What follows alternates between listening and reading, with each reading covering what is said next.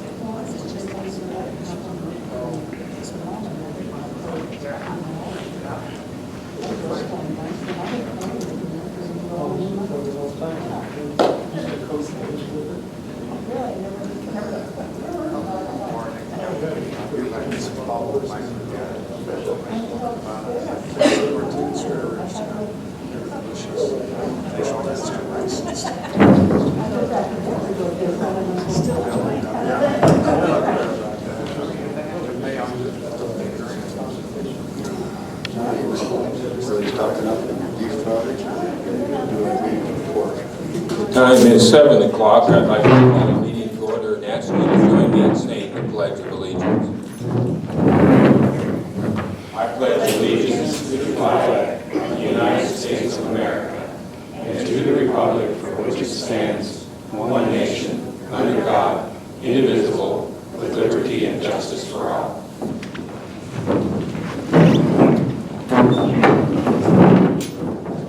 Misty, I'd ask if you'd call the roll, please. David Burris. Here. Ray Exby. Here. Bill Lukens. Here. Bob Nelson. Here. Ron Richards. Here. Allison Ritterbusch. Here. Caitlin Turner. Here. Craig Romey. Present.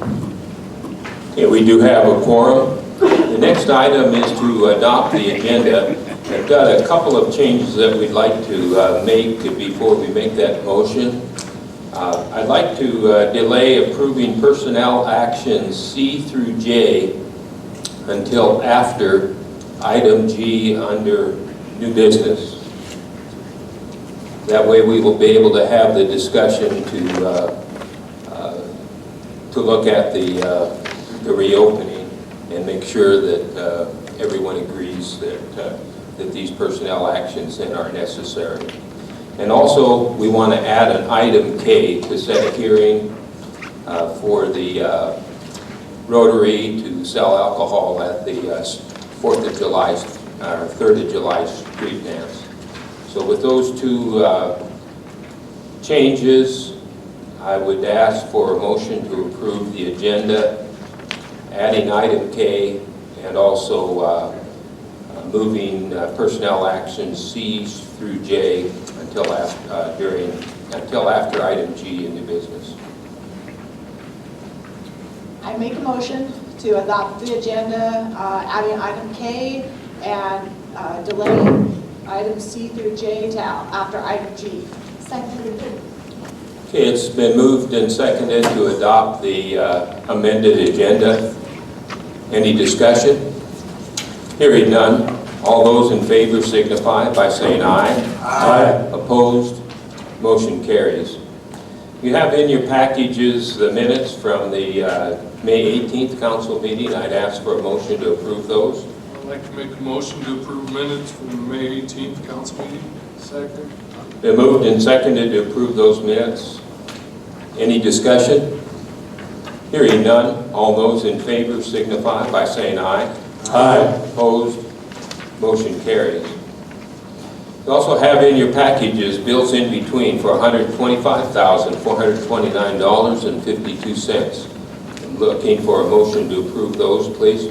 I'll make a motion to approve bills in between for the amount of $125,429.52. Second. Been moved and seconded to approve the bills in between. Any discussion? Hearing none, all those in favor signify by saying aye. Aye. Opposed? The bills in between are approved. You also have in your packages current claims for $115,293.74. Again, I'd ask for a motion to approve.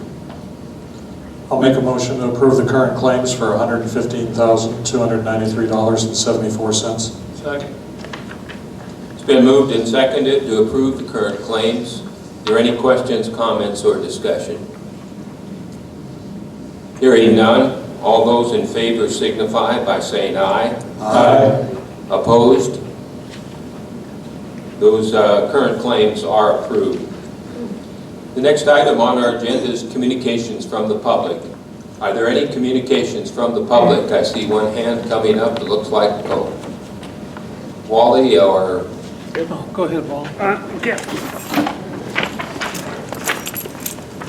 Wally, if you'd put a piece of paper over the mic.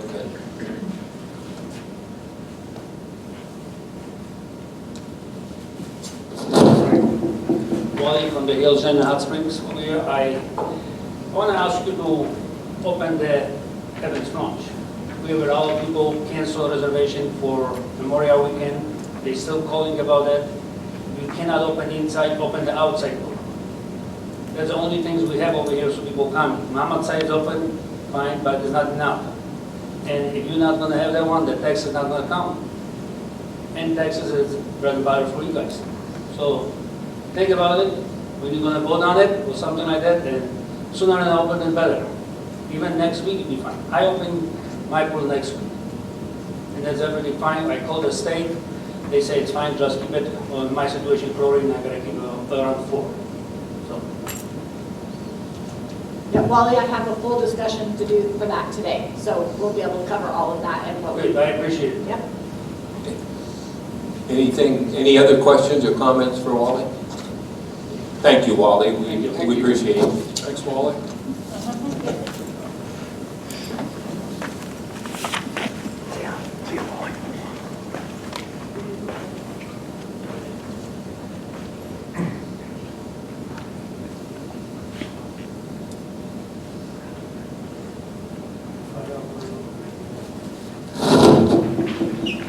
My name's Ed Harvey. I'm here representing the American Legion. I placed photographs on each of the tables earlier to show you what we've done at the Legion to try to comply with the governor's request for distancing and minimizing occupancy. I hope this is adequate for what the city has planned. We have two issues with the whole thing. The first one is social distancing of the people that come in. We don't have a security force at the American Legion, and we probably are not going to hire one. And I don't know how else we could enforce that. We have women for bartenders in the evenings and all day long, and we're not going to ask them to be the police. And I think that's unreasonable to do that. The second one is Christy Nome's recovery plan for the state. She requested that we have like hand sanitizers available for people that come in. Not going to happen. We can't buy them. I'm sorry, but the government has we ordered actually several gallons of hand sanitizer before the COVID-19 shutdown. The government preempted our order and we can't get it from our wholesalers. So we're kind of stuck on that. We can't buy that equipment.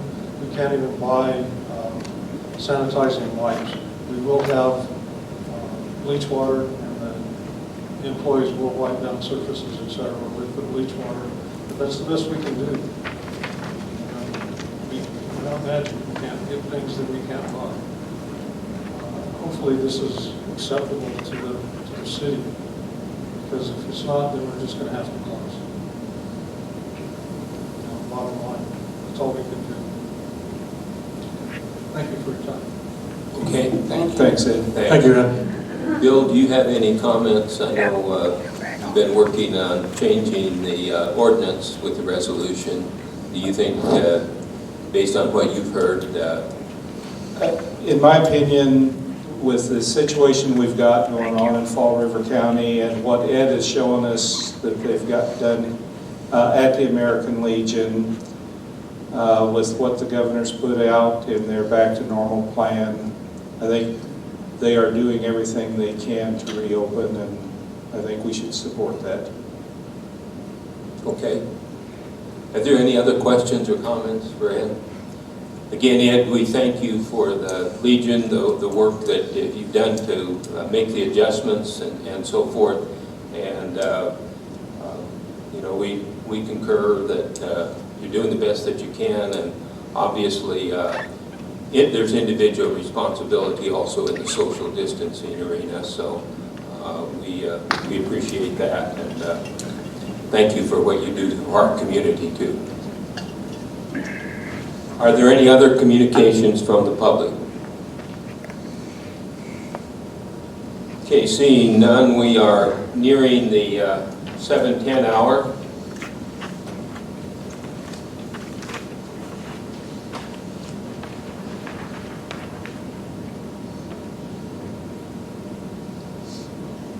And I show us closer to 7:10 than 7:09, so we will open the hearing to act on the application for a retail on-off sale malt beverage South Dakota Farm Wine License application from Good Karma Kosher LLC, doing business as Morning Sunshine, and that'll be used at 509 North River Street. I would open that hearing at this time and ask, are there any comments from the public, either for or against providing this on-off sale malt beverage license? Are there any comments or questions from the council? The only comment I have is I will be abstaining from this vote. Okay, we do have, Misty, if you'd note that, we'll have one abstention. Any other comments?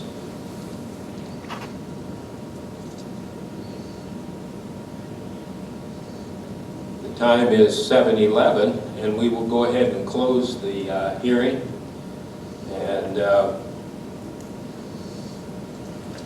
I'd ask for a motion then to approve and act on that application for the on-off sale malt beverage and South Dakota Farm Wine License. I'll make a motion to approve the application for a retail on-off sale malt beverage and South Dakota Farm Wine License application from Good Karma Rotary LLC, doing business as Morning Sunshine, to be used at 509 North River Street. Second. It's been moved and seconded to approve this application. Are there any questions, comments, or discussion? Hearing none, all those in favor signify by saying aye. Aye. Opposed? It is approved. Next item on our agenda is personnel, and I would ask for a motion to approve personnel actions A and B and item K. I make a motion to approve personal actions A, B, and K. Second. It's been moved and seconded to approve those personnel actions. Are there any questions, comments, or discussion? Hearing none, all those in favor signify by saying aye. Aye. Opposed? Motion carries. Committee reports, administrative and finance. Bob and Caitlin. The next admin and finance meeting will be June 8th, 1 o'clock, down here at the Mueller Center. Building's welcome. Okay, thank you. Airport Advisory Committee, Bill. Yeah, the Airport Advisory Committee met on Thursday, the 28th of May at 8 a.m. at the airport. Present from the committee were Larry Vetterman, Don Connor, John O'Connor, Shane Miller, and Ivan Venner. Present from the city were Mayor Cotty, Councilman Nelson, myself, John Gregory, Tracy Bastian, and Scott Sogi. And we also had 2 members of the public present. The 2 members of the public were present to discuss the new designated hot air balloon launch site, which is located outside the security fence. A portion of the hay ground has been mowed to provide an access to the site and a launch area to accommodate about 3 balloons. The pros and cons were discussed along with the manager's regulatory authority to establish such restrictions. The issues will continue to be worked to ensure FAA regulations are being complied with, proper operational practices are in place, and an acceptable launch site is available to the balloon pilots.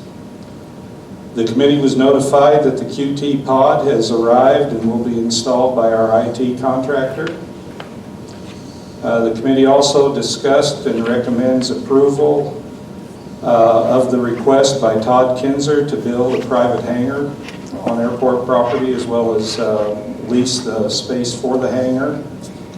This led into a discussion of the growing need for hangar space for general aviation, and the committee supports the city to pursue the FAA grant to design the nested T hangars.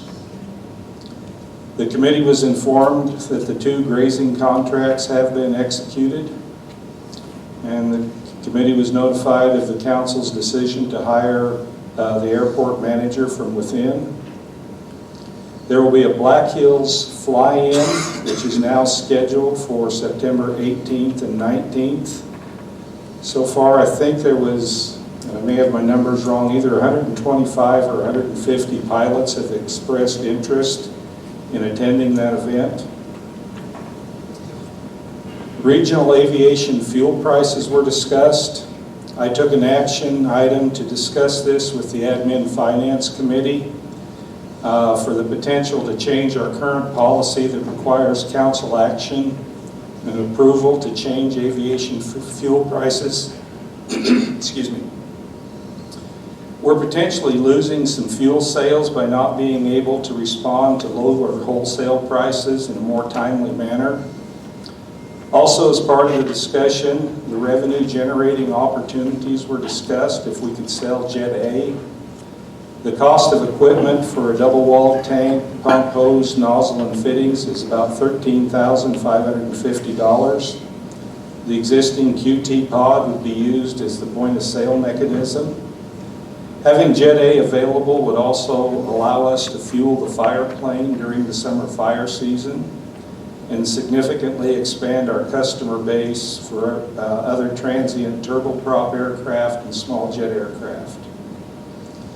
In May, we sold 813.56 gallons of aviation fuel and had 92 flight operations. Lastly, Mayor Cotty thanked the committee for their commitment and leadership and announced that that would be his last Airport Advisory Committee meeting. He introduced Bob Nelson, the current council president and mayor-elect of the committee.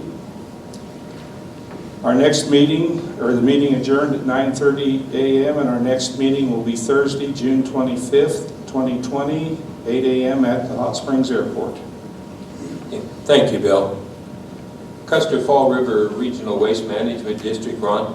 Next meeting is 9th of July, 7 p.m. at the Mueller Civic Center. Okay, thank you. Downtown Historic Preservation Commission. Craig? I haven't heard nothing, no emails, so I don't know when our meeting is going to be. Have you heard anything, John? I think the regular Scheduled meeting will be the 3rd. So this Wednesday. Yes. This Wednesday. Evans Plunge Advisory Committee, Allison. Oh, excuse me. I'm sorry, Mayor, he'll be here, John said. Okay. Not the library. Evans Plunge Advisory Committee, Allison.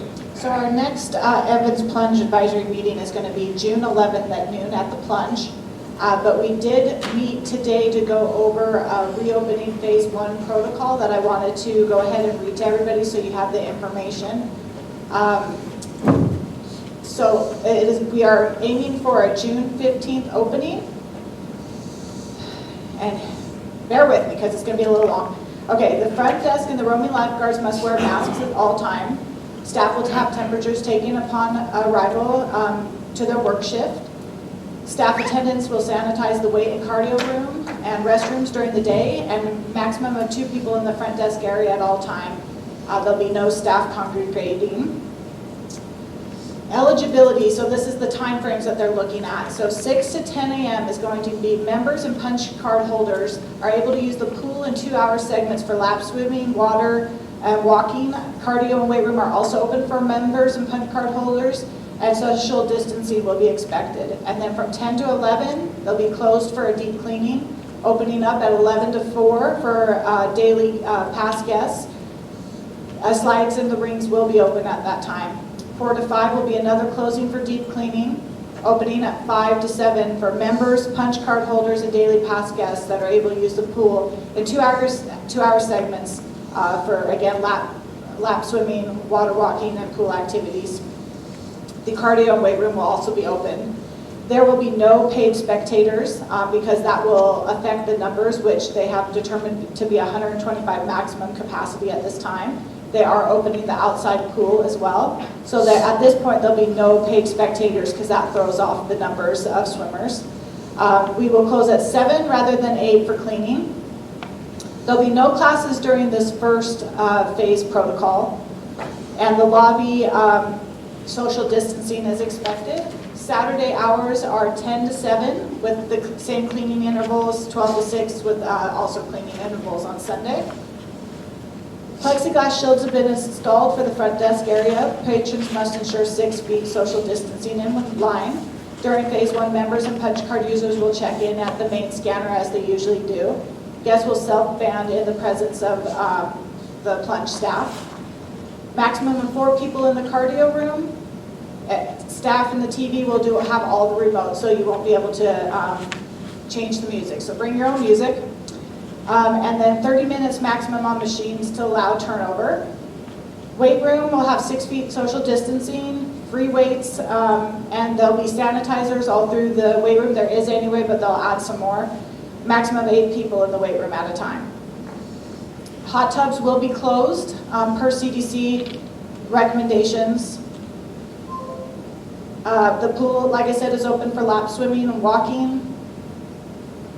Volleyball and the basketball will be open. Locker room social distancing is expected in both locker rooms. And the overlook, they move tables around to help allow for social distancing.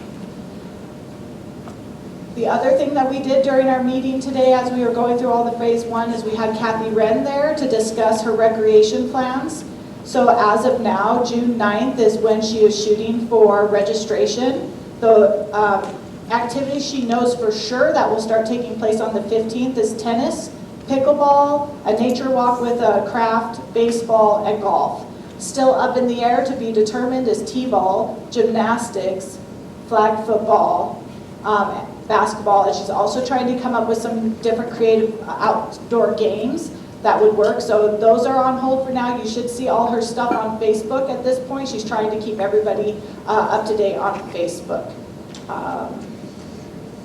And like I said, our next meeting is June 11th at noon at the Plunge.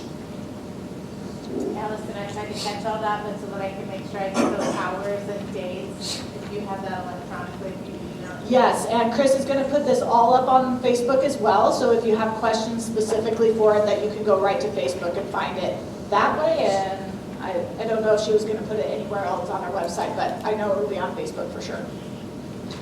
Okay, I know this has been a real difficult decision, and working through this, I want to thank you, Allison, for the effort you put into it. I know Chris has worked real hard, and I know, John, you've been involved also in getting this along with others, so really do appreciate that, and hopefully we can start getting that water put to use. Yes, and I agree with everybody that worked together. I know Chris really stepped up for Kathy as well. She's going to do some printing of some signs for her and was part of kind of helping her with any recreation questions to be part of her team. So the staff has really tried to work together to problem solve this out. So a lot of good work. Okay, again, thank you. Parks, Recreation, Beautification, and Cultural Development, Dave. Our next meeting will be this Wednesday at 1 o'clock here at the Municipal. Thank you. Planning and Zoning Commission, Allison. It's me again. Okay, we met Wednesday, May 20th at the Mueller Center. Myself, Christine Heidling, Dwight Winia, James Forboard, Wayne Hagman, and Scott were there. First item of new business was a building setback variance that was looking for the variance, and it was based on a hardship because of the terrain on the hill. The variance would be needed for the east side of the house and would be through the hardship specifically, and it was voted to approve the variance to move that on. Second item was the Pierce petition for life of structure. You may have seen some of the emails from Scott for that. Life of structure easement because buildings are in the St. Abrams, on the street of Abrams. It's only 30 foot wide. No building permit was able to be found that Scott could see. Concerns regarding access for the residents were brought up because there is some lots behind that specific lot that we're discussing. Public Works would look at the feasibility of getting to the sewer line based on those structures, and Planning and Zoning felt the right-of-way needs to be made available and not at this time recommend the life structure easement. State Veterans Home, Governor's Home, they have one house set and work is continuing. We also worked on pole barn structures and resident accessory use and commercial use. They're working towards the 2018 building codes, language change in ordinance for post frames, and it should be separated in the ordinance. So they worked on that. Continued work on the 2018 building codes, and P&Z went through the building regulations section G through N and made suggestions and input for Scott to make changes on. There was a full discussion on the Armory building and the RFP suggestions there. At this point, the discussion was going towards putting an RFP, having all of those lots together. There was a question that we need to figure out how that is specifically zoned because there was some different recollection on how that was zoned and if there was a court case regarding that, so we need to look into that one. And Mammoth Site is still working on trying to get their buildings put in. And we adjourned, and our next meeting is Wednesday, June 17th, 7 p.m. Okay, thank you. Public Safety, Bill? Public Safety met Wednesday, May 20th here at the Mueller Center at 1 p.m. Present were Mayor Cotty, myself, Bob, John, Chief Close, Captain Wainman, Chris Hansen, Tracy Bastian, and we had 6 members of the public. Under old business, item 20-01, the FEMA grants for the identified risks in the pre-disaster mitigation plan. There's nothing available out there. 20-03, the efforts to improve the mental health commitment process seem to be in place and are functioning. So this item is considered complete and being dropped from old business.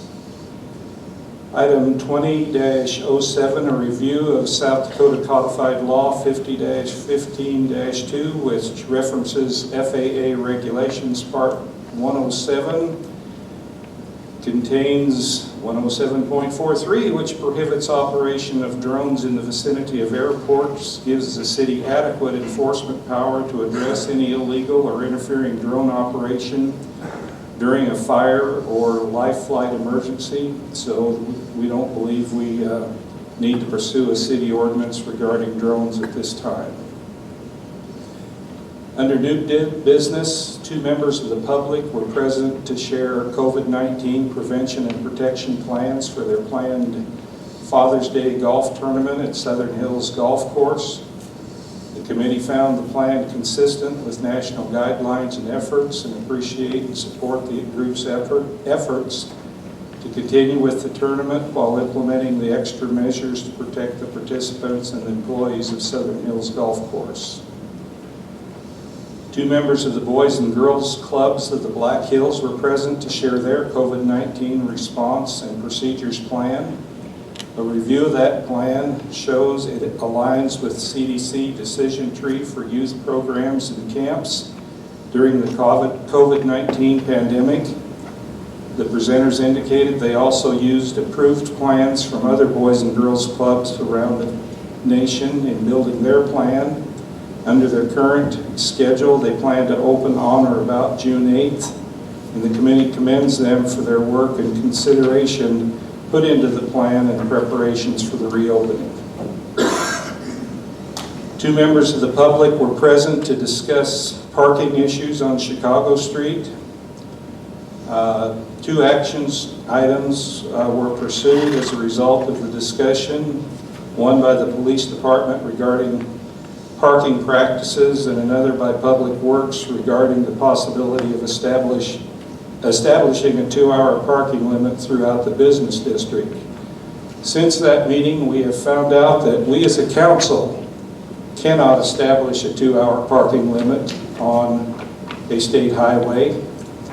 We have also found out, and I'm looking at Bob to make sure I'm saying this right, the South Dakota Department of Transportation does not have the authority to establish a 2-hour or any parking limit on a state highway. That in order to do that, it requires, I believe, legislative action. So basically, there will be no parking limits on Highway 385 through Hot Springs because we don't have the authority to do so. Next item, Chris Hansen, Evans Plunge manager, was present to discuss the reopening protocols phase 1. As Allison noted, there's many challenges, and she and her team are continuing to work on that plan. The one item we did discuss, because the Plunge is a mineral springs pool, it presents a number of challenges that other chlorinated public pools do not face. A proposal to provide chlorination was discussed by Chris and Tracy. Given the potential Department of Environmental and Natural Resource permit issues, potential dispersion issues, and the cost of the system, the Public Safety Committee does not support the chlorination proposal. In other COVID-related discussion, Mayor Cotty and I reported on a call we had with Fall River Health. We did discuss the Father's Day golf tournament and the precautions to be taken, and we appreciate the lines of communication and the information that was provided to us by Fall River Health. We discussed public concerns over speeding on South River Street near Waterfront, and if we should add school zone signs on the side streets that approach University Avenue within the school zone. Regarding the school zone signs, the citizen that brought this forward was concerned that non-residents may not be aware that they are entering the school zone. In further discussions, we're going to bring that up again. I've got some more information on how we might modify those signs to help people make sure they understand that they are entering the school zone. So we're going to talk a little bit more about that to make sure that we're clearly communicating to the motorists that don't, especially those that don't live here. Chief Close indicated that they would provide extra patrols in the area of South River and Waterfront.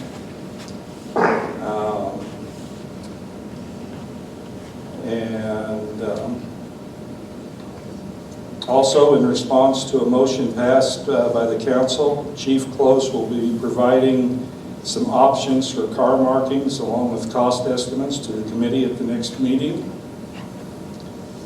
And an interim contract agreement with the school board for a school resource officer was discussed. And given the revenue uncertainties for the next few years, it may not be the time to try to add a position, a full-time position to the police department as a school resource officer. The committee agreed that providing SRO services with existing staff on a contract basis may be the way to meet that need. A draft proposal will be generated and a meeting requested with the new school superintendent. The committee completed its final review of Title VII, Chapter 70, Traffic Regulations, and Chapter 71, Bicycles and Skateboards. I believe all of those are on the agenda tonight. Chief Close provided an update of recent activities. The graduation ceremony went well. The prom organizers addressed police department concerns and met with them after the last admin and finance meeting. The police department suggested that the American Legion be recognized for their ongoing support of the police department by a proclamation, and we will be working on that and invite the American Legion to the next meeting, and we'll have that formal proclamation of appreciation ready. Probably in less upbeat news, the police department did respond to a pipe bomb in front of a residence that is under investigation by the Bureau of Alcohol, Tobacco, and Firearms. They also responded to a possible child abduction. Fortunately, that child was found at the residence, but the response was very, very good by all agencies. They also responded to 5 shots being fired in the area near 16th Street. I only bring those up to, I've been given a lot of police department data over the past few months, and a lot of it focuses around welfare checks and traffic stops, and some of it gets a little bit mundane, but there's a lot of serious stuff going on out there. And once again, Bob, sorry, we don't live in Mayberry. Even with all the COVID-19 stuff going on, our officers did respond to 458 calls in April. So it's still a very, very busy time for them.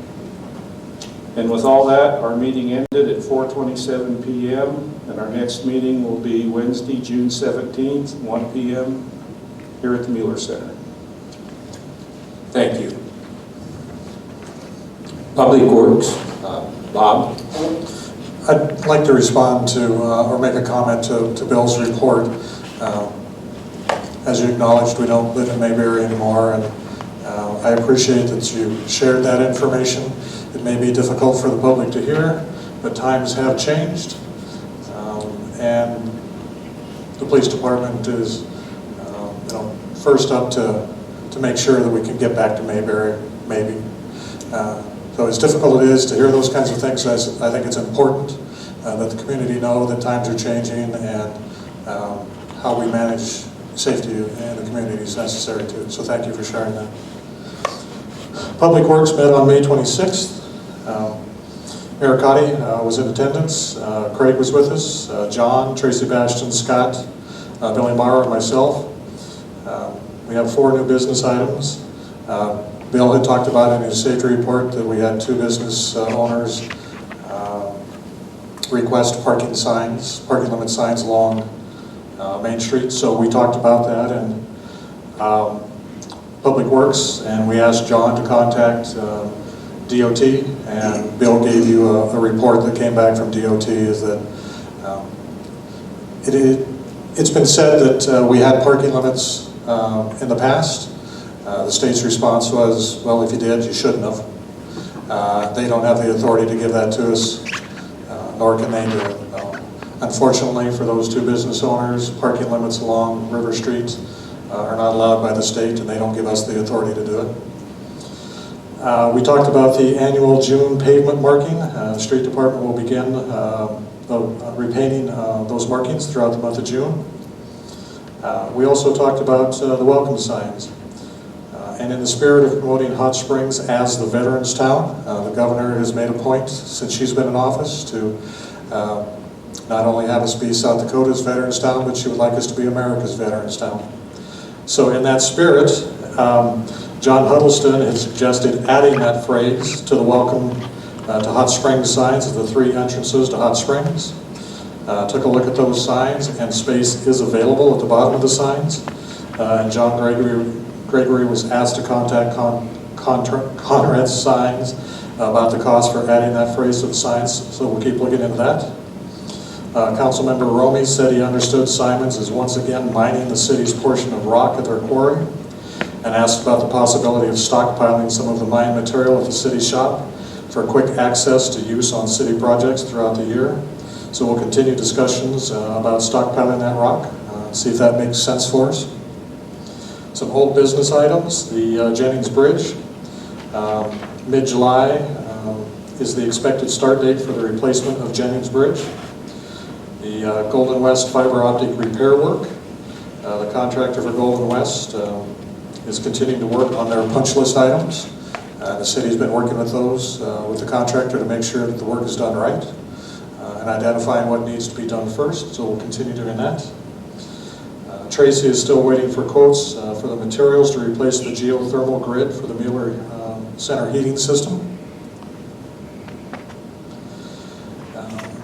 Peatling and Sons Mining, a phone call for mid-July is being scheduled with Peatling and Sons, the FAA, Bureau of Land Management, and the city to continue discussions about the mineral rights at the airport. Relating to the West Oak building, vibration monitoring by the state for the 385 highway reconstruction project has begun and is expected to run through October 1st. The improvements at the wastewater treatment plant, the pumps have been installed and the piping has been reconnected by the contractor. The city staff will begin working on replacing the well cover. The Canton housing site work is expected to restart this week. The Garden Street route, the city crews are busy working on getting the corner on Garden Street widened before replacement of the Jennings Bridge starts in mid-July. That's necessary for the fire trucks to navigate that tight corner, so the city's trying to widen that. And we didn't discuss it at Public Works, but I would just like to thank anybody, city staff especially, and any volunteers that were involved in sprucing up the cemetery for Memorial Day. When we were out there, it was obvious that there was a lot of work put into that, and I'd like to say thank you. I appreciate you folks doing that. The next Public Works Committee meeting will be June 9th, 1 o'clock at the Beverage Center. Okay, thank you, Bob. Southern Hills Economic Development, Caitlin. Our next quarterly meeting is scheduled for July 17th, time and place to be determined. Okay, thank you. Southern Hills Golf Course Advisory Committee, we do have an action to appoint another committee member to replace one that has resigned, and Volunteer Fire Department. Ron? Next meeting will be next Tuesday, 7 p.m. Spring Volunteer Fire. Okay, thank you. Next item on our agenda is looking at the first reading of Ordinance 1214, and that's our Traffic Code, Chapter 70, Traffic Regulations, and Chapter 71, Bicycles, Skateboards. You do have a copy of that in your packages. I'd ask for a motion to approve the first reading of Ordinance 1214. Before we do that, can I say something, Mayor? First, Public Works had something to do with this, and Mr. Nelson and I went over a few things quite a bit, and then all of a sudden, and I didn't know this, Public Safety was doing it. There's some wordage in there I'm not happy with, and I think that we should go over it some more. I don't know what other people think, I'm just going by me. The first time I was on the council, the attorneys did this, and then brought it to the council. Now we've got employees doing ordinances, and I don't think that's right. I'd like to table this. I'd make a motion to table this so we can read it over better and bring it back to the council. I'll second that motion. Okay, we have a motion to table the first reading of Ordinance 1214. Is there any discussion? There was a couple things that I had questions on. I thought maybe it might be too much to make the changes just in discussion here, so we might want to go through a couple of the things that had some verbiage changes that needed to be made, and some sentence structure that need. me being, being like an English teacher here, so.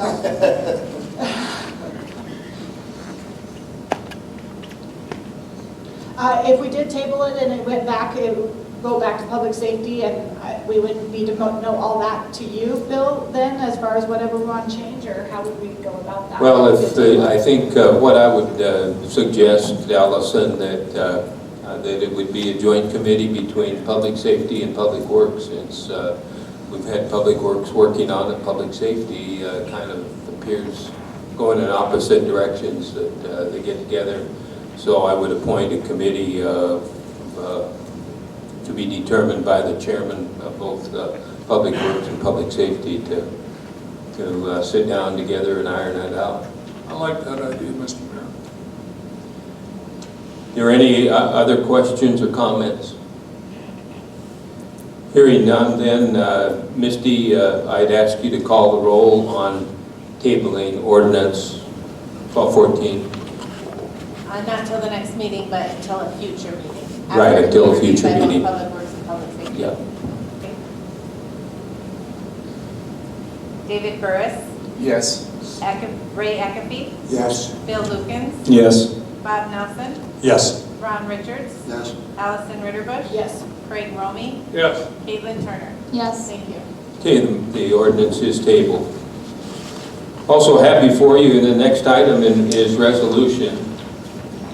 We do have a resolution to revisit and discuss the resolution that we talked about. There was some confusion last week as we went to apply for some grant program funds for the bridge replacement on the Minnetonka Avenue Bridge.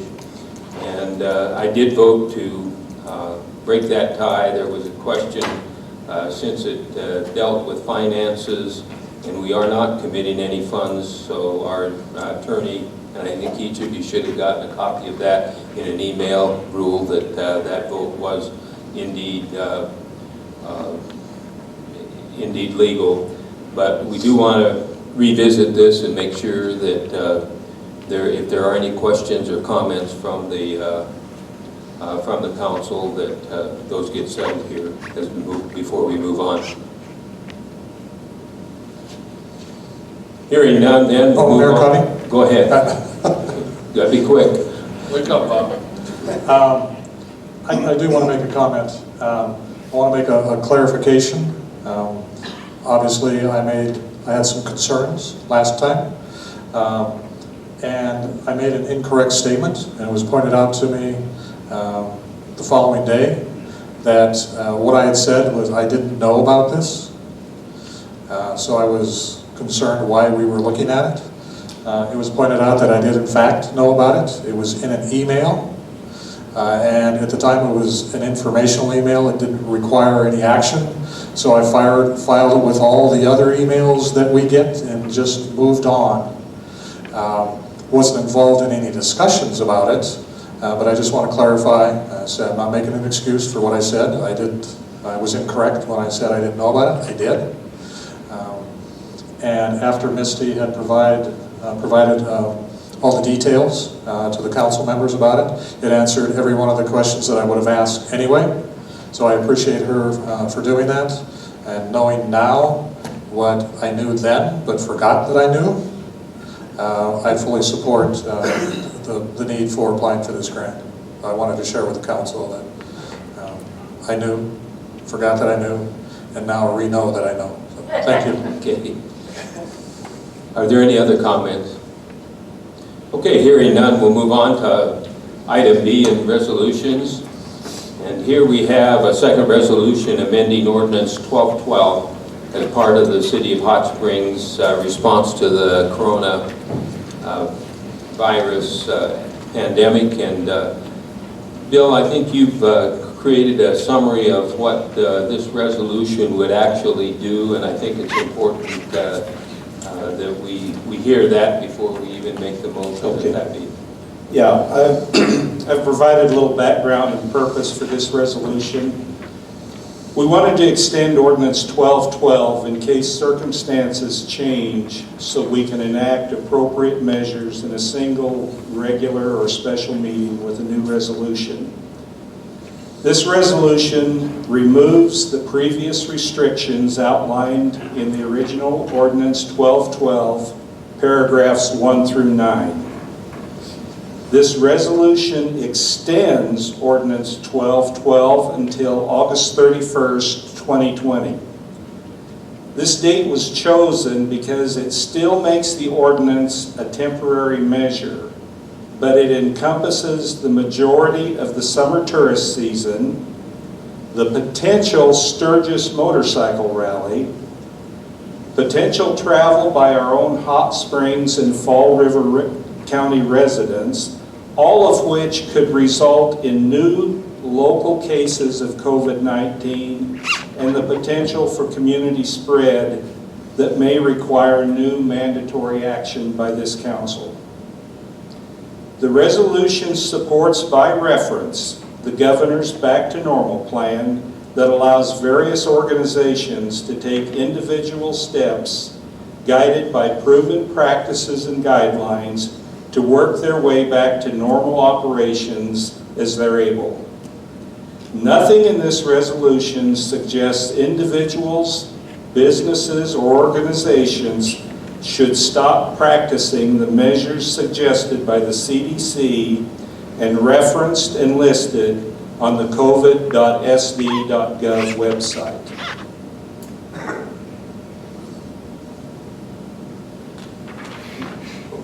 Okay. Hopefully that provides some explanation of, we want to keep our placeholder open in case we have to do something in the future. Okay, again, with that explanation, I would ask for a motion then to amend Ordinance 1212.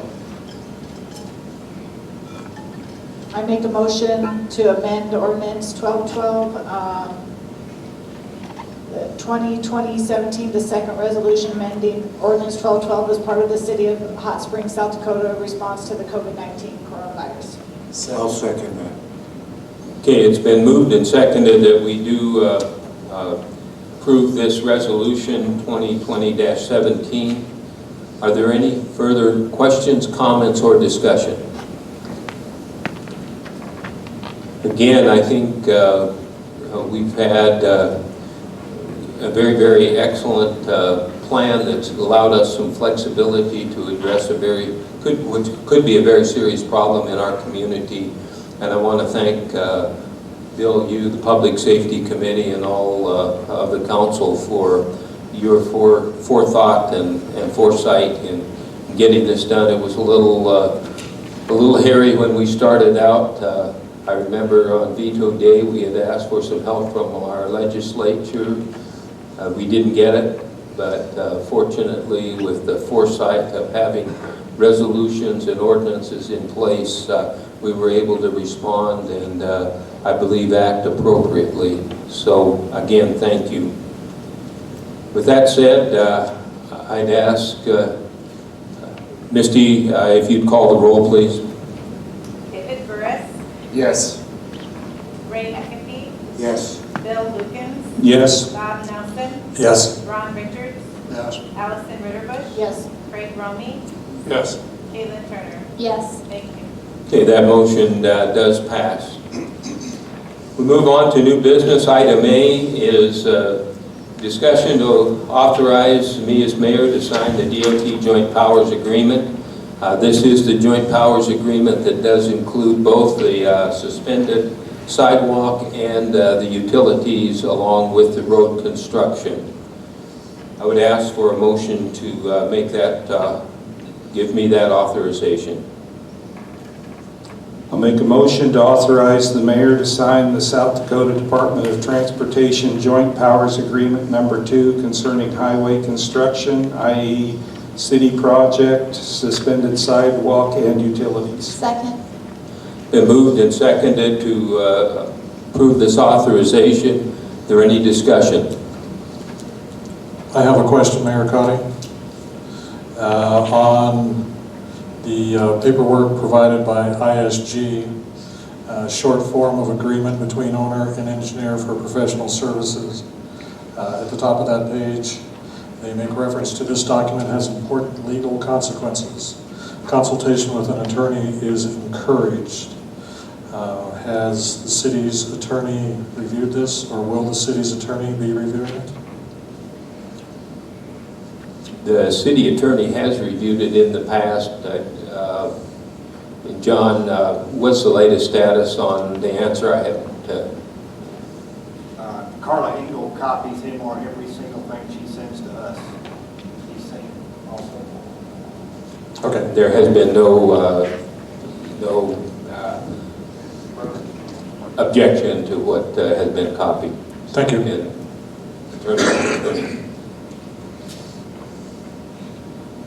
Any other discussion? And we did have a phone call to discuss this with DOT. Public Works was represented. Do you have a recommendation, Bob? Yes, we recommended the Joint Powers Agreement number 2 be approved. Okay. Misty, I'd go ahead, since this is a very important decision that the council makes, I'd ask you to call the roll, please. David Burris, Yes. Ray Eckenby, Yes. Bill Lukens, Yes. Bob Nelson, Yes. Ron Richards, Yes. Allison Ritterbusch, Yes. Craig Romy, Yes. Caitlin Turner. Yes. Thank you. Okay, we do have approval. Item B, we also, in conjunction with the suspended sidewalk, we are looking to have a contract with ISG to design that sidewalk for an estimated cost of $408,000. And again, I remind everyone that that $408,000 comes as a result of the Joint Powers Agreement number 1 that we approved, that money will be in an account for us to draw from. So I'd ask for a motion to approve the Riverfront Walkway Design Service proposal. I'll make a motion to approve the Riverfront Walkway Design Services proposal and contract from ISG for the design of up to 2,100 linear feet suspended walkway that will run along the North River Street. Estimated cost of design engineering $408,000. Second. It's been moved and seconded to approve that design. Are there any questions, comments, or discussion? Was this within the budget when they were, I know that they had given us a cost estimate and we were going through all of this. Was this close to what the? Yes, this has been very consistent with what we've had all along. And I'm correct on that, John, the scope hasn't changed significantly. The scope has not changed. This also includes not just the design services, it's also the construction inspection, all the bid documents and everything that goes with a project like this. So it's a complete opportunity to keep them on board through the whole project. Is this money, is it also for like checking the settlement? Do they drill the holes? Does this cover everything? It includes everything, the geotechnical investigation, the surveying, the actual inspection when they're putting it in the ground, when the contractor directing the suspended sidewalk over the road. Also, the Corps engineer permitting is also included. Okay, thank you. Okay, any further questions or comments? Again, a very important decision for the council to make. I'd ask Misty if you'd call the roll.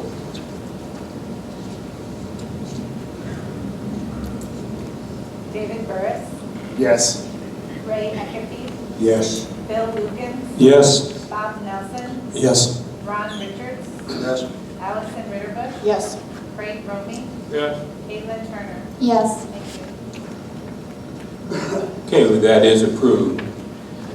We also have the opportunity to apply for an airport improvement grant. That's for the design of a 10-unit T-hanger based on a 6-unit T-hanger that can be added onto. It also includes the grading for the taxi lane, and that is 100% grant reimbursed by the FAA. That means we'd have to pay up front, but the FAA would reimburse the city of Hot Springs 100%, and that's as a result of the CARES Act. I'd ask for a motion to approve that airport improvement grant. I make a motion to apply for an airport improvement grant, AIP 3-46-0022-013-2020, for design, engineering, and bidding services for a 10-unit T-hanger, 6-unit base bid with alternate to add 4 units, and site grading for future taxi lane and related design services at the Hot Springs Municipal Airport. In 2020, grants are 100% reimbursed by the FAA. Second. It's been moved and seconded to apply for this grant. Are there any further discussion, questions, comments?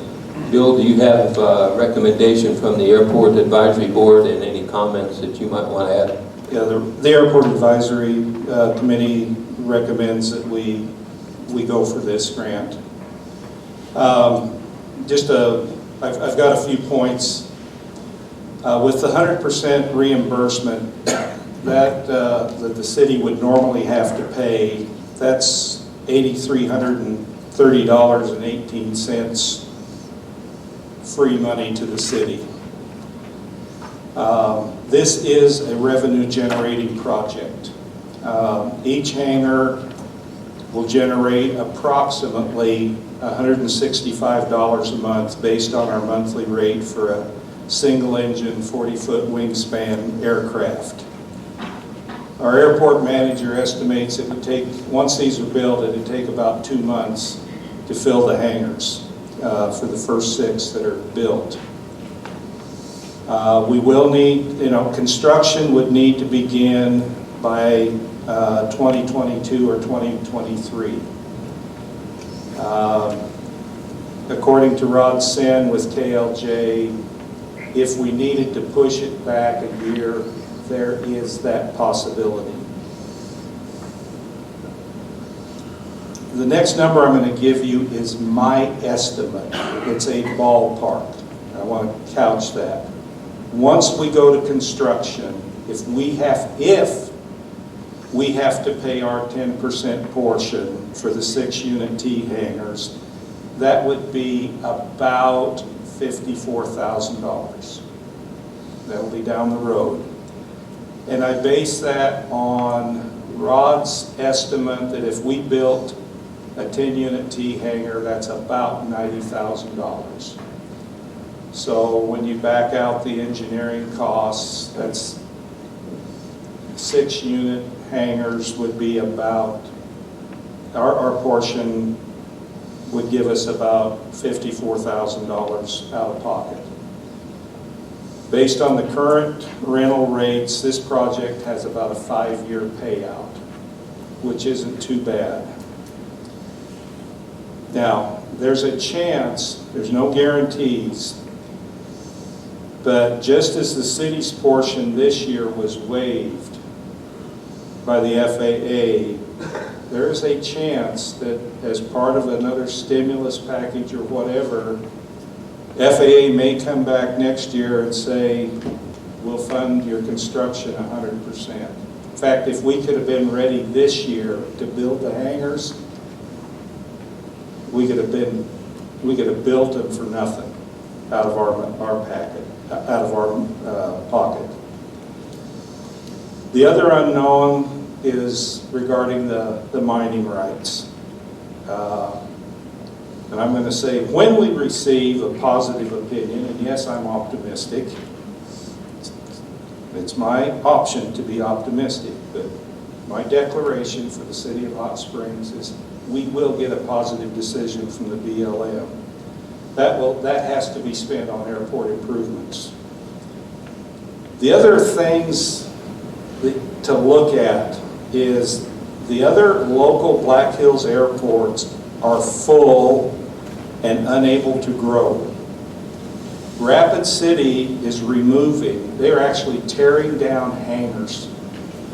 And so people that have their planes parked in Rapid are having to find new homes for them. Because Rapid is becoming less general aviation friendly and more, they're spending their money on growing their commercial aviation. Hot Springs has the room, it has the weather, and it has the terrain. And it has, if you will, the people, general aviation like us. And so we're a good place to grow. This project has an opportunity to help make the airport more self-sufficient. And it has an indirect benefit of bringing more home buying, property tax paying, local shop paying residents into our city. We've already seen at least 2 people I know have bought in the golf course communities that are aviation, that have planes. They want space out at the airport. And I don't mean to be picking on other people at the other end of the table, but we've got a finance officer that continually tells us as our expenditures grow, we need to find ways to grow revenue. And I know there is, somewhere we've got to find our way to pay our 10% as we build these things. But this is a revenue-generating project that essentially has a 20% incremental rate of return. That's, how much are we getting in our CDs, Misty?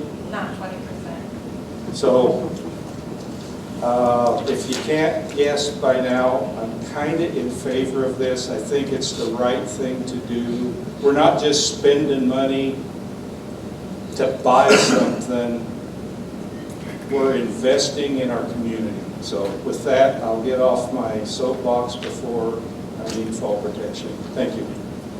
And one clarification here too, if things should suddenly go south and we aren't able to afford the construction, then we don't have to apply for the grant to build the hangars, but that we would have the design if at a future date that opportunity would present itself. Are there any other questions or comments concerning? Misty, is our glider hangar paid for? Yes, we don't have any debt against it. It was built like 5 years ago, something like that. Yeah, it's about 6 So I spent with them, Yeah. the way they built it. It's about 6. Hey, any other comments? And as I recall, this has been brought up by the airport manager numerous times to do airport hangars. This is nothing new. This is something that he has discussed that could bring revenue, and to be able to have a grant program available for that is a real benefit. Yes, this is part of the airport master plan. So it's not a wild idea that just kind of... That because we got a grant, we're going to throw in some Yeah. hangars. This has been thought out many times as something that he's seen a need for and could fill up easily, and has always thought that I can remember him presenting that this would be a really good thing to do. So it's good to see a grant program that will match that. Yes. So this discussion went back, goes back actually 12 years. Talking about more hangars. So if this was brought up in the past, is the engineering already done on the hangar? No, What's that going to cost the city? That's- nothing. Nothing. And if we backed up, we'd already still have the design already made and paid. This would be the best move for us to update our airport. And if we're just going to like jet fuel and more performance planes, this would be an upgrade that would definitely go along with that. And if the rumor is not true, that if we do build this and get Jet A, that we are going to be an alternate landing base for the B-21s when they get to Ellsworth, that's really not true. I just want to clarify that right now. Okay, any other discussion?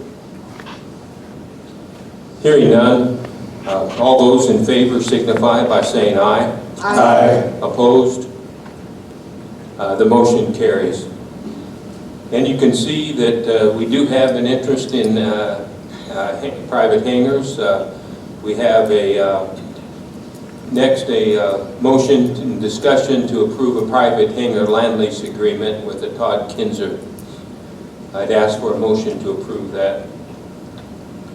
I make a motion to approve the private hangar land lease agreement with Todd J. Kinzer. Second.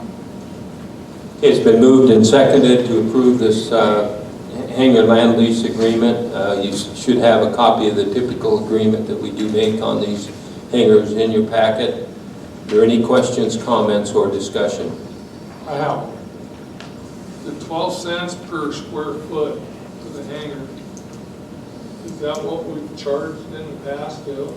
We upped the land lease rate last year.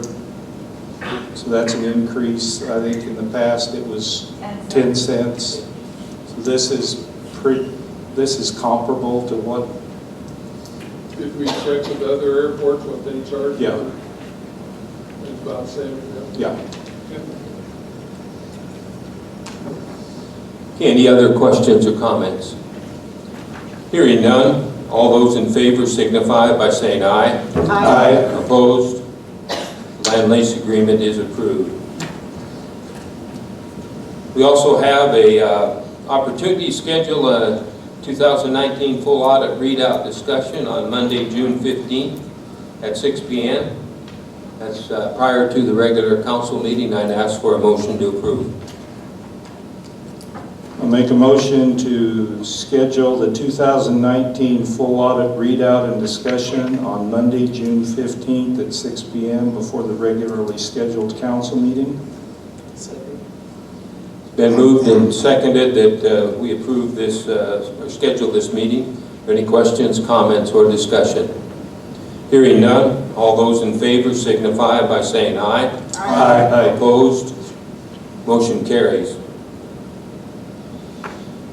We also have a motion and discussion to schedule a special meeting on the 8th of June at 12:30 here at the Mueller Center to canvass and declare the results of the June 2nd election. I'd ask for a motion to approve scheduling that meeting. Make a motion to schedule a special meeting on June 8th at 12:30 p.m. at the Civic Center to canvass and declare the results of the June 2nd, 2020 regular municipal election. Second. It's been moved and seconded to schedule this meeting. Are there any questions, comments, or discussion? Hearing none, all those in favor signify by saying aye. Aye. Opposed? Motion carries. We got one in. Okay, next item is a discussion-only item, and this deals with opening up the city again and those personnel actions that we did not discuss earlier or did not vote on earlier. And John, I'd ask you to go ahead and kind of take the lead on just describing what we're doing here, and then if there are any questions or comments, we can deal with those. G is to discuss ending our furloughs, bringing employees back in to get warmed up, training required, COVID, hygiene and sanitation requirements, bringing everybody back on board to have a citywide opening of our doors, all departments, on June 15th. That includes Evans Plunge and the library, City Hall, all of our various departments will be open again to the public.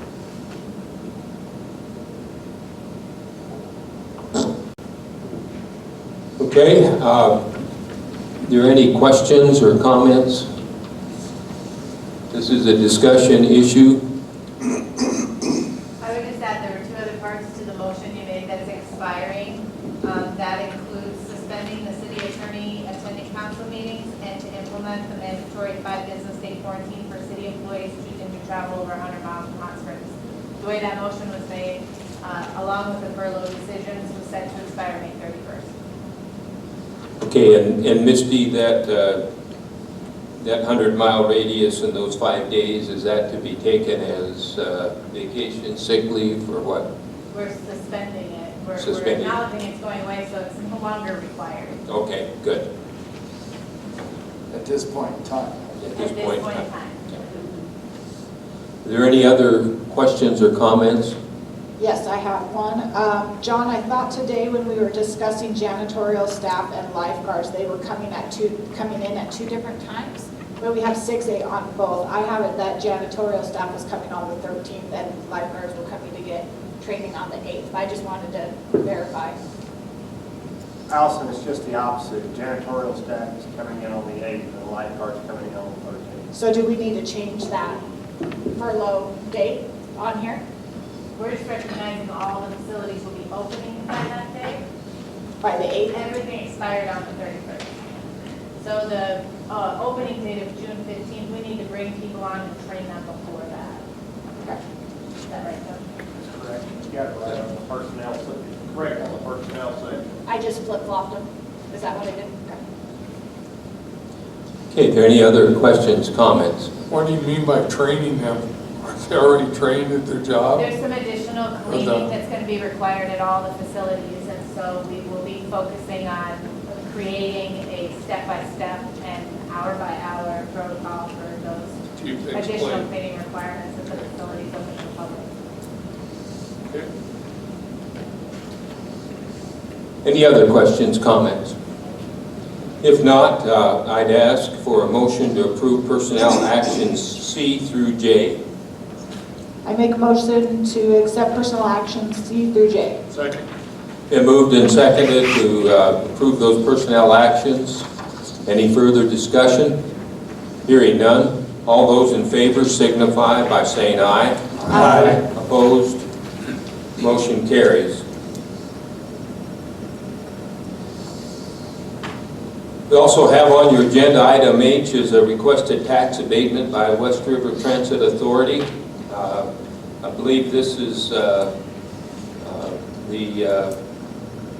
building that was transferred on River Street, former body shop. And do you have an explanation before we vote on it, Caitlin?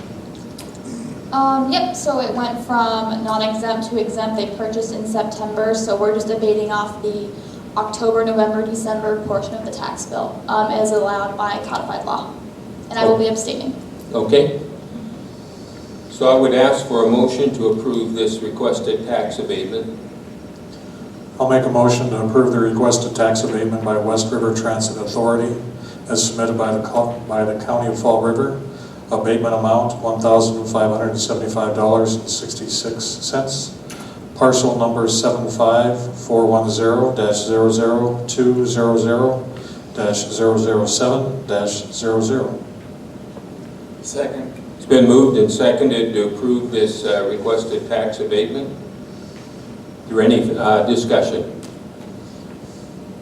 Hearing none. All those in favor signify by saying aye. Aye. Opposed? Motion carries. And I just make this a reminder to future council members that should be an in-kind contribution that we are making to Prairie Hills Transit on a yearly basis of the tax revenue that we are losing or potentially losing if a business were to occupy that building. Next item is I. Discussion to reappoint Cheryl Huddleston to the library board for a 3-year term. She is amenable to that and has done an excellent job. I would ask for a motion to make that reappointment. I'd like to make a motion to reappoint Cheryl Huddleston to the library board for a term for 3 years, 5/2020 to 5/2023. Second. Okay, it's been moved and seconded to make that appointment. Are there any questions, comments, or discussion? Hearing none, all those in favor signify by saying aye. Aye. Opposed? That motion carries. We also have another appointment, Gail Sprintel, to the Golf Course Advisory Committee. The Golf Course Advisory Committee term is a perpetual term. Gail, I talked with her. She's very eager and anxious to take on that responsibility. She's got a golf accounting background, very familiar with golf business and financial aspects, I believe, during their time in Douglas, Wyoming. So I'd ask for a motion to appoint Gail to the Golf Course Advisory Committee. I make a motion to appoint Gail Sprintel to the Golf Course Advisory Committee. Term is perpetual at will. Second. Been moved and seconded to appoint, make this appointment. Are there any questions, comments, or discussion? Hearing none, all those in favor signify by saying aye. Aye. Opposed? Motion carries. We also have an added item K, and this motion came in at the last moment to set a public hearing at our next council meeting at 7:20 for a temporary alcohol beverage license application from the Hot Springs Rotary Club to be used at the street dance on July 3rd to be held at Centennial Park. I would ask for a motion to set that hearing. Isn't that a so moved moment? That's a so moved. I've read the motion as it would read, so. Is there a I so moved it. Second. Okay, it's been so moved and so seconded. Any discussion? Hearing none, all those in favor signify by saying aye. Aye. Opposed? Motion is carried. The hearing is set. Okay, we move on in our agenda. Finance Officer report, Misty. Thank you. In your packet, you have your typical reports, financial reports. Just a couple things I would point out. On your profit and loss summary by fund, the general fund is out of the red. That's fund received by May. I have some notes on that in the report. The fund summary budget to actual, I point out the revenue in the 212 additional sales tax fund is at 48%. A big part of that is tied to the special assessments. We received our mid-year remittance from the county, and special assessments are all due with the first payment. So as you recall, we paved some roads at Boulder Falls, and we're getting assessments for there and still the back 9 paving. You have the cash balance reports and the investment reports. I would note that we have a maturing CD. It's our water CD for $103,000. Serves as debt service reserve for our SRF drinking water bonds. I will have some quotes presented to you at the next council meeting on 6/15. The municipal sales tax collection in total is up $27,000 or 4.5% year to date. The increase is in general sales tax collection. The gross receipts, or the BB&B or LLD, whatever you want to call it, those taxes are down about 2.7% year to date. I have some assumptions about why the reasons for the increase in our general sales tax. Some of those include the implementation of the internet sales tax, which was effective July of last year, more local and out-of-town shoppers being reported at some of our local stores, additional online shopping being done by our residents, the opening of Baumgars, and although I have these assumptions, there's really no way for me to definitively answer why, but I can tell you that I'm relieved to see the numbers coming in so far this year. The South Dakota Bureau of Financial Management dashboards have statewide information, and according to the information on general fund receipts for the state that I pulled on the 29th of May, sales tax statewide is up 4.5% compared to a year ago. It's down a little bit compared to their estimate. The selected significant decreases are in apparel and accessory stores, hotels and rooming houses, camps and other lodging places, eating and drinking establishments, but the selected increases are in electric, gas, sanitary services, building materials, hardware, garden supply, and food stores. I'd say we see pretty similar results locally in those sales tax revenues and the places where the estimates are higher and some where they're lower. Travel spending is down 77% according to these dashboards, or $52,000 from the same week in 2019. The South Dakota Department of Transportation has 38 permanent traffic counters throughout the state. On these counters, traffic has been down across all highway groups. The greatest impact has been in interstate traffic, in rural areas, and on state highways. There's some other areas where collections at the state level are down, and I believe that these collections will directly impact city budgets, so I wanted to mention them to you. License permits and fees are down about $22,000 from a year ago, and down 9.6 year to date. Bank franchise tax is down from a year ago, and the tourism tax receipts are down 28.5% compared to April of last year. So I just want to share some of that interesting information that I could collected, and anyone else interested in looking at it can see it on bfm.sd.gov. We talked already about reopening plans. I did want to say that I'm really proud of our team. Each facility is different. Although we have a shared focus of preparing reopening plans, it's different in each place, and we did get together as department heads and we brainstormed and work together to help one another be as prepared as possible. We are continuing to track expenses related to COVID-19, and we're looking forward to more information from the state regarding the potential reimbursement offered and discussed by the governor. In the month of May, COVID continued to impact our local economy. Future projections of incoming sales tax are less bleak based on the current collection rates I discussed above. And in total, the general fund revenue year to date is up almost $20,000 or 1.5%. The city's summer recreation program is working on plans to resume some programs for this year. The golf course revenue is up $7,500 over last year, and expenses are down $44,000 at the golf course over this time last year. The Business Improvement District and our Evans Plunge Mineral Springs facility continue to suffer from the largest negative financial impacts of this pandemic. Bid revenue is down about $3,000 or 24% compared to this time last year, and Evans Plunge revenue is down about $113,000 or 70% in comparison. Expenses at Evans Plunge are down only about $26,000 or 12%. And at the request of Mayor Cotty, I will continue to monitor, project, and report on these numbers at each one of these meetings.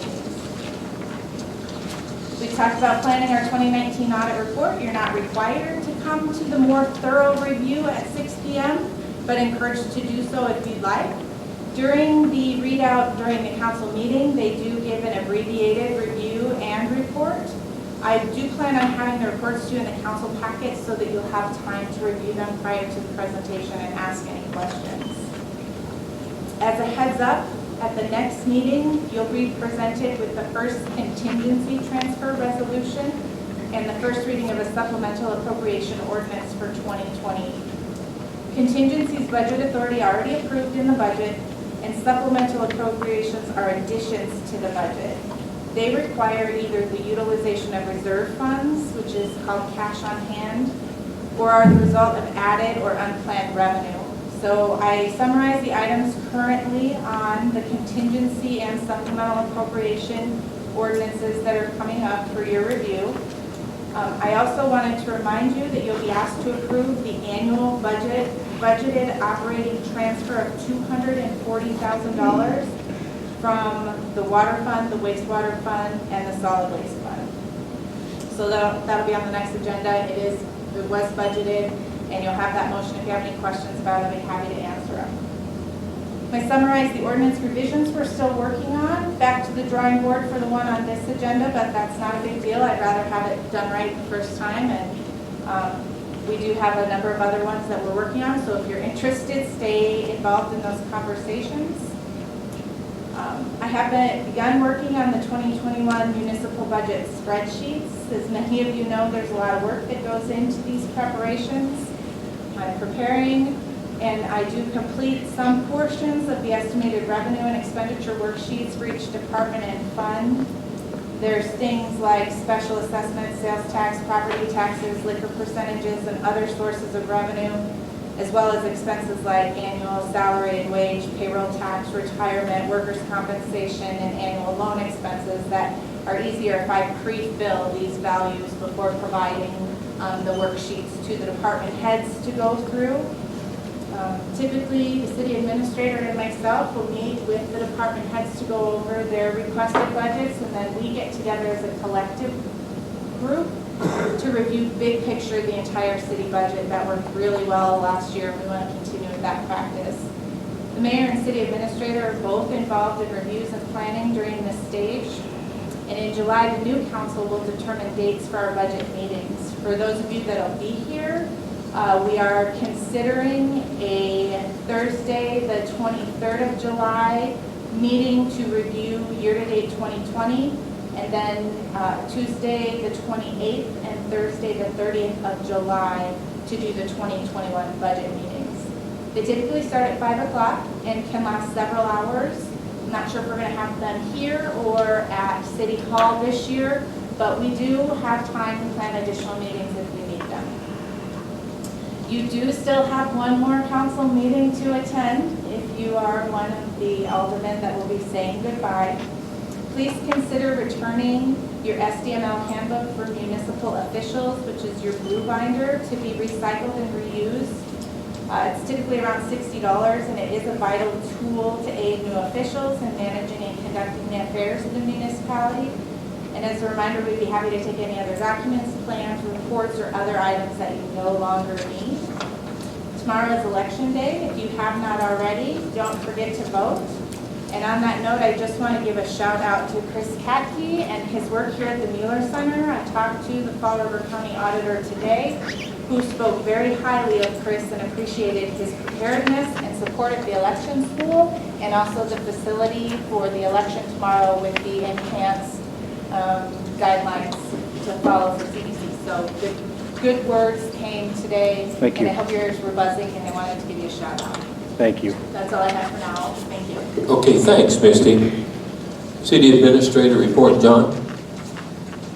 Good evening. I want to start off by thanking council members and our personnel in our departments, especially the finance office, for all the work they did with COVID-related items, everything from guidance documents to enacting ordinances and resolutions, to the people that are on the front lines, taking the precautions necessary. It's been a busy couple of weeks for us. We have the DOT's Joint Powers Agreement number 2 concerning the highway construction was presented at a teleconference where we went over the legal details. Glad to see that that is passed. We also discussed the ISG's integration of suspended sidewalk into the roadway design, and this will include a DOT-specified consultant to make that integration work. The city project portion of this work will also include utilities, which have a lot of unknowns, but that is partially funded by CDBG grant. The CDBG grant monies can only be used for those utilities. We've begun the summer season vibration monitoring at 5 locations by Sayer Engineering. They were selected by recycling the DOT out of Custer. With regard to COVID-19, we've looked at our post Ordinance 1212 reopening the city on June 15th. As Misty said, we had our department head meeting to identify those protocols for each location since they were unique, how we could all work together and as a team and combine purchases, combine efforts. We're fortunate that we have some part-time staff that can assist with cleaning because there are certain cleaning requirements that go along with reopening. As Allison pointed out, Evans Plunge has a reopening plan now for phase 1, which will include a June 15th opening. To be open 7 days a week, all things staying the same. No further COVID outbreak. Our streets, parks, and cemetery and maintenance department spent a lot of time cleaning that huge cemetery. I've been through the entire cemetery until this event. There's a lot of mowing and weeding went on up there. They did a great job. We've also begun work on the Garden Street repairs and the lighting that we've been talking about. Free dump week is going on this week, and it has been received extremely well. There was a line all the way up to the highway most of the day. That continues the rest of this week. So reminder, our brush pile and yard waste piles are for city residents only. Please do not put lumber, pallets, cardboard, or plastic in those brush piles or lawn waste piles. Our airport's been a busy place. We're seeing a lot of interest in growth potential for hangars. We have an opportunity now for this 100% funding of the design of our 6 to 10 unit T hangar facility in taxiway. I'm glad we decided to go along with that. I think it's an excellent opportunity. We might have an opportunity next year for another 100% funding. Keep your fingers crossed. Fueling system improvement with the key pod terminal upgrade. The discussion of the Jet A price for a secondary containment type tank. Were good discussions, making some positive improvement to the airport. We do have the renewed interest in our airport lighting. FAA has taken a new initiative to try to get the conversation moving forward again with BLM. We look forward to further discussion in early July with the new council to try to move this forward. Our Fall River Channel is again getting attention because our cattails are growing. It's nice and green again. We had a conversation with the U.S. Army Corps of Engineers, with ISG, to discuss the suspended sidewalk. Specifically, one item was about cutting off the parapet wall to make way for the sidewalk. That seemed to be an obstacle that we could overcome. There are other items that they will have to address as we move forward. There's been discussion to resume our operation and maintenance obligations on the channel bottom and the walls. We're looking into that, looking at plans to move forward with that. City grant also to improve a public access space lower the suspended sidewalk between Jennings Bridge and Kidney Spring. Jennings Bridge replacement. All of our contracts are now in place. The contractors received notice to proceed, and we have certificates of insurance. Our first pre-construction meeting scheduled for June 19th. We're expecting bridge removal to take place in mid-July. Contractors indicated a 4.5-month schedule with work to be completed in November. I think this would be a monumental task for him to get accomplished, and I'm looking forward to working with them to meet that schedule. Another business, Hope Homes has resumed activity in Canton Avenue and hopes to be breaking ground next week. The City of Hot Springs furloughed employees are excited about the callbacks to begin, get the Plunge people back up to speed with new protocols and phase 1 restrictions. The 2-hour parking time limit on downtown corridor is no can do. We can't do it. DOT cannot do it, which is very interesting to get all that documentation for a simple question. The library is also set to reopen their doors back to their own schedule on June 15th. Lastly, tomorrow, if you have not done absentee ballot voting, you have to make your vote count. Wear a mask. Thank you. Okay, thank you, John. As far as my report, I'd like to start out by saying we're going to have a protest in Hot Springs tomorrow at the police station, and it'll be for the police and not against them.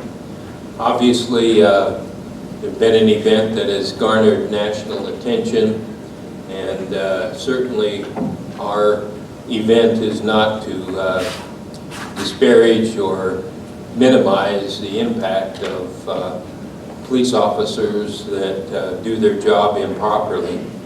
But we've got a police force that we're very proud of, that has done an excellent job.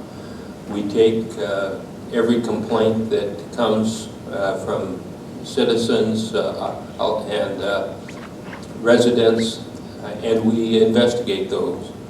And it's been amazing to find out, when you look at the body cams, exactly how things line up between the testimony of the individual that's brought the complaint and the police officer's actions. So I think it's neat that we have a community that supports our police force.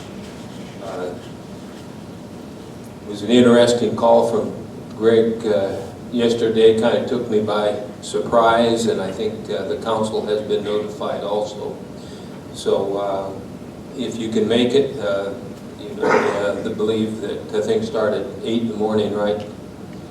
And we're proud to show a positive aspect on this. I don't anticipate any fires being started or any rocks thrown through windows, but that's always a possibility. But usually those things come from a disgruntled group that come from outside a community, and so we know we've had that happen in our state. I'm very pleased with the actions that Governor Noem has taken by mobilizing the National Guard and having them ready to step in and minimize the opportunity for people to do the damage, because really what's happening when that goes, it's more than just a peaceful protest, it's a terrorist activity. So we're anxious to show that we do support our Hot Springs police. We know they react to community requests. I think Chief Close has been working on evaluating the markings on the police cars and due to come up with a design that will reflect Hot Springs in our veterans town. Also want to thank you as a council, the Public Safety Committee, for the way that COVID-19 has been addressed in our community. We also do have some concerns. Rapid City is on an upward curve, and obviously there's a lot of commute between Rapid City and Hot Springs, so there's an opportunity there. Also, Lakota County has had a significant upturn in cases, and Fall River County Courthouse serves as their courthouse also. So we've got to continue to keep watching what happens, and so the plans that we've laid out tonight may be suddenly changed if we have a sudden opportunity to have community spread within Hot Springs. But because we have acted responsibly, and because our governor has acted responsibly in not mandating that businesses close down, I think the testimony of what that has done for our community is told in the sales tax receipts. We have not gone down, but actually gone up a little bit, and that's encouraging as we start the summer tourism season. Undoubtedly, there will be quite possibly a lot less travel this summer, and that will certainly affect our sales tax. We've seen that, as Misty had mentioned, in the bid money that has been collected so far, and also in the bed, board, and booze taxes been down a little bit. So, again, congratulations to you as the council for taking that responsibility seriously. I think we've got a very flexible way of dealing with this pandemic, and we will continue to do so. I want to close tonight with saying there were two very, very important notes tonight, votes tonight, both the approving of the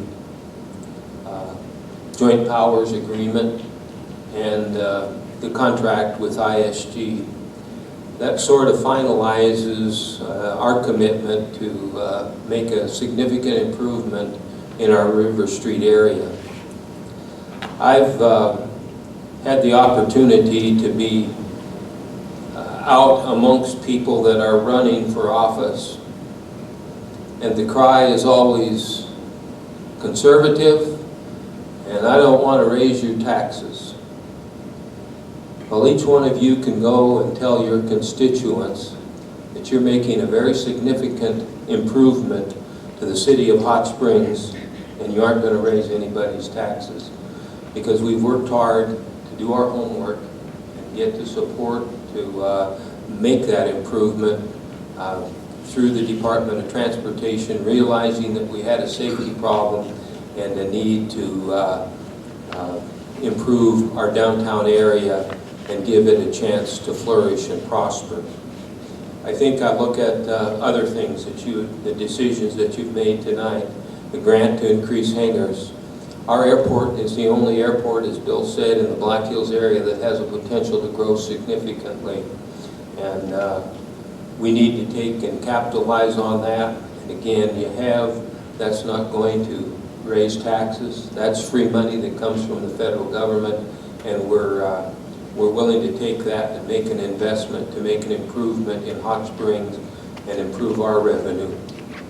And when our revenue improves, our finance officer smiles and jumps up and down and says, hooray. I want to also look at the decision that was made back when I first took on as mayor, and that was to pave the Boulder Falls area. Again, it's been brought up that, oh wow, we've got people that are paying ag taxes, or developer that's paying ag taxes in there. But since that the decision was made to settle the lawsuit and pave Boulder Falls, we've got 13 new homes, 3 more being constructed this summer. And again, that's improvements, that's selling water, that's having taxes, both sales, taxes during the construction, and people that residing in those homes, and also the property taxes. And so, again, you all can go as council members of the city of Hot Springs and say, yeah, we've done our job. We are conservatives.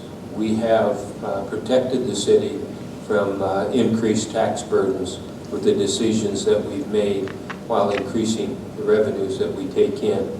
And I think that that's very, very important to remember. So again, I want to thank you for the support that you've given me. I guess I do get one more meeting at least, and it's been an honor and a privilege to serve as mayor and to see how functional city government works and should work, and that's all as a result of you and our city staff doing an outstanding job.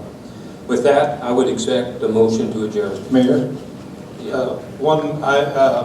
For any council member that does want to participate in the gathering tomorrow, Misty has issued a notice of quorum, so there's no concern about too many people showing up. So just wanted to remind you of that if you haven't seen that out there.